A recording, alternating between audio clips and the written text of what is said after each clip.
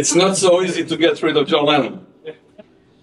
So what is he speaking about? He says, imagine there's no heaven.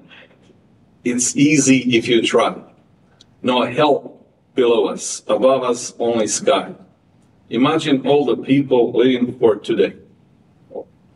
Imagine there's no countries. It isn't hard to do. Nothing to kill or die for. And no religion too. So basically what he's saying, you know, in his mind, a utopia. No Christianity, no Croatia, one world order run by, I don't know who, Soros or Zuckerberg or Pfizer or whatever. And from his perspective, that's utopia. From ours, probably it's a dystopia. But for many young people, it sounds great. I mean, at first, you know, I have to admit, you know, when I was 15, 16, 17, 18, you know, I like this song a lot. I actually earned some money by playing it in different places. I mean, that's, you know, my hope. I don't know if I ever confessed that. I mean, it sounds great, you know, because you can blame all current troubles on division, on fragmentation among states, people, societies, and whatnot. And so this idea, if you just make the world as one, you know, there will be peace, there will be prosperity, love, you know. I mean, you know, one big Woodstock, you know, give peace a chance. Well, what most young and old people do not know is that somebody actually tried this even in antiquity. And what is more, this slideshow is not working much. Yeah, okay, now it works. But you know what? The first mass murder, the first persecution of an ethnic group because of religious and ideological reason happened in the name of globalism. Of course, it was not called globalism back at the time. It was called, you know, universalism. But it was an idea that aspired to unite the world, educate, and make everybody virtuous, cultured, prosperous. I mean, basically, it was a great idea. You know, it was just one little thing you had to do. You had to renounce your own ethnic, cultural, and ethnic identity, which most nations did. Actually, everybody but one nation, and you may take a wild guess which one. Of course, the Jews.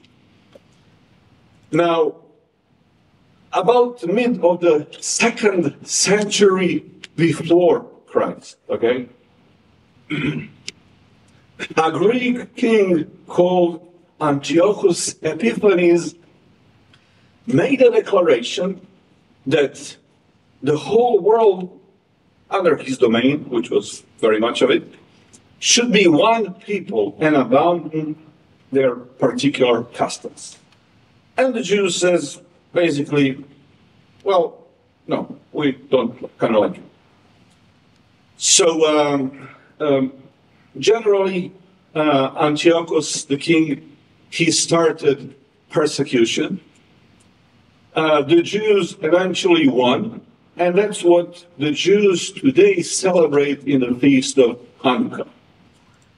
But there are some lectures that we can draw from this situation that is, again, enlightened, globalist, ambitious king trying to unite all the peoples under his domain. Actually, you have it in your Bible if you're Catholic, the books of the Maccabees. And if you are not a Catholic, if you're Protestant, then you can borrow Bible from a Catholic. But it's a great story to read. And if you like it very much, there is also a 3rd and the 2nd book of the Maccabees. Send me an email. I'll tell you how to find it. Now, when the Hellenist Empire, okay, the king Antiochus, when he tried to impose globalism on the Jews. In the beginning, many Jews were kind of, confused, like, what's going on, And then they saw cultural and economic opportunities, and actually, quite many of them actually slowly kind of, did not care too much to fight against it, a little bit flirting with it, and, they went along. But we may say that most Jews still did not like Hellenism. Most Jews wanted to preserve their distinct identity. And most Jews acted as silent majority. They just kept quiet. Now, Jewish establishment, on the other hand, political and religious, collaborated with these Jews.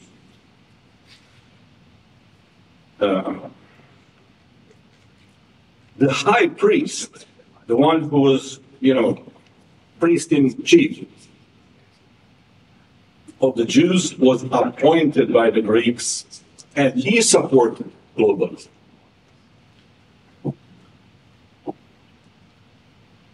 Most Jews did not yield to propaganda and persecution. And most Jews did not even fight for their lives when they started to be persecuted in the beginning. Most Jews believe that it is theologically illegitimate to oppose the king. That's something that has only changed about, 50 years ago. Somebody mentioned the War of 1967. Very important in that context. Most Jews just waited for divine intervention, a supreme power to fix this. And then most Jews believe that the reward for their suffering will be in the world to come, like in celestial realms.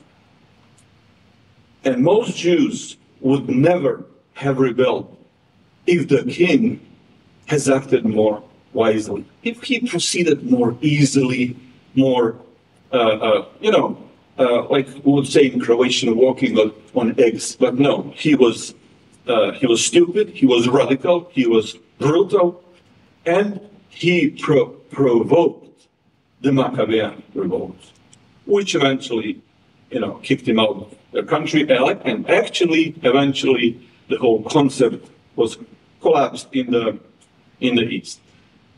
Now, my question to you today is there a reason why the Church preserved this text? Well, the answer is obvious, of course, yes.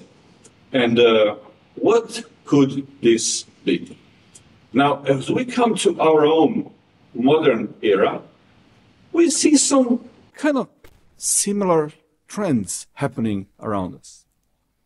Somebody saying, let's unite, let's be civilized, enlightened, homogeneous. Let's not fight, struggle. Let's abandon your belief. Like what? Jesus, Bible. Come on, just get rid of it. Find something else.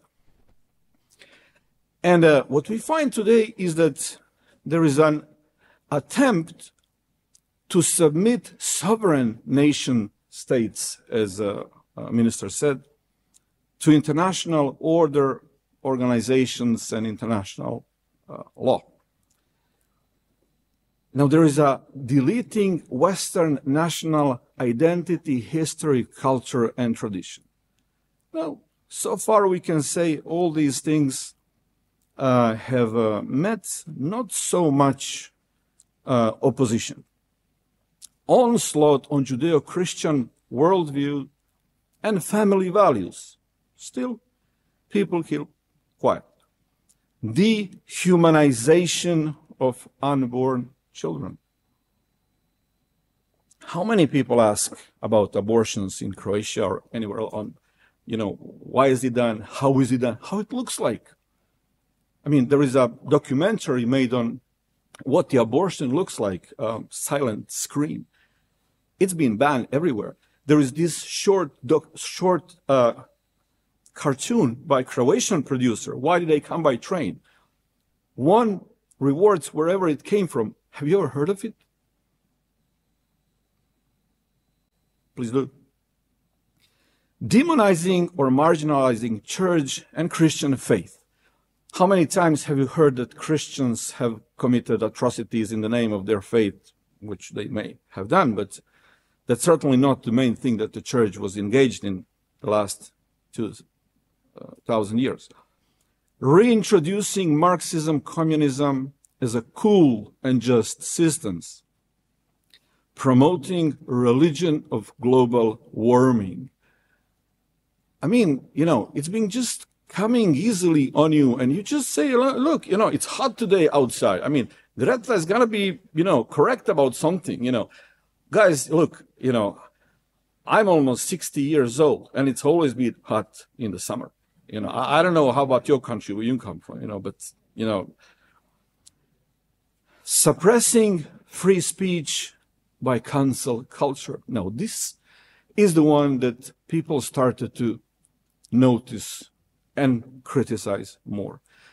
Using pandemics for social engineering and even suppressing academic freedom. Now, this is something that started to echo far away from just Christian, like right-wing conservative little groups. You know, actually, you know, secular people started to notice something is wrong. If you, as scientists, cannot give the other angle of this issue, something's wrong. Encouraging lawlessness, defunding police, really? Is that what you want for your society? Mass import of migrants from violent Muslim societies in Asia and Africa. You don't have to have a PhD in political science. You can just empirically, you know, just see what happened to societies which did this. Do we want it here? Inventing 107 gender identities. Celebrating Pride Month. Pride Month. Really? And finally, grooming and transgendering children. Now, some of these things that are apparently part of globalist ideas have really gone far too long, even for people who do not share our Judeo-Christian beliefs and values. And bless you.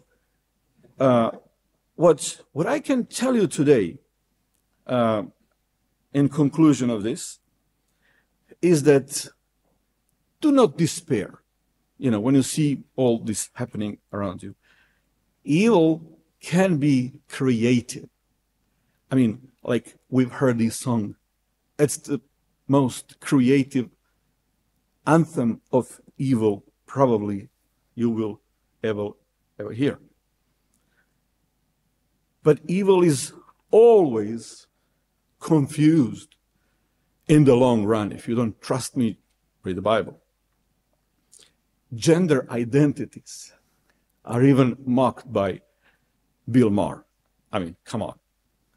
We've reached far. So I would like to leave you with a question. Could it be that what King Antiochus, you know, the Hellenizer of the antiquity, what he triggered, that is the revolt, what he triggered with stupid, unnecessary violence against passive Jews? Could it be that globalists will trigger with stupid, unnecessary violence against common sense? Thank you.